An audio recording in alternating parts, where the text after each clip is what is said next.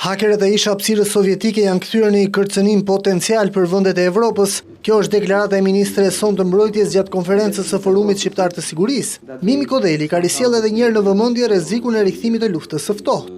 Hakerat e hapësirës ish sovjetike janë po aq agresiv sa dhe etrit e tyre gjatë luftës së ftohtë. Rënia e murit të Berlinit ka diktuar një kontekst krejt të veçantë gjeopolitik, ku një rol të rëndësishëm luajnë kriza në lindjet e Europës, si dhe ekstremizmi fetar dhe terrorizmi.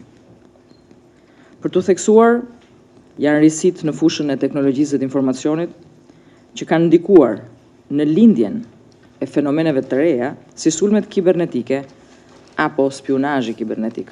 Ndërkohë për herë të parë, zëvendës ministre e Brendshme Elona Gjebrea ka pranuar zyrtarisht se shërbimi inteligjent izraelit ka hetuar një grup të organizuar në Shqipëri, Kosovë e Maqedoni, i cili synonte të kryente akte terroriste.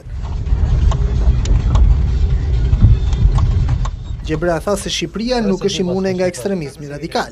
Për vitin 2016 janë realizuar 3 operacione policore për kapjen dhe arrestimin e personave të dyshuar për veprimtari që lidhen me terrorizmin. Janë arrestuar 7 persona të dyshuar për këtë vepër penale. Mes tyre përmendet operacioni policisë shtetit në bashkëpunim me policinë e Kosovës, me shërbimin sekret izraelit, Mossad, ku bëi mundur arrestimi 10 të dyshuar për një sulm terrorist të planifikuar gjatë ndeshjes së futbollit Shqipëri-Izrael në Shkodër. Ndërsa në bashkëpunim me policinë e rajonit, sikurse është rasti i Maqedonisë dhe Bosnjës, është bërë mundur kapja e personave në kërkim ndërkombëtar për çështje të terrorizmit. Forumi kishte si qëllim forcimin e mbrojtjeve të dhënave personale, bankare e ushtarake nga sulmet kibernetike globale.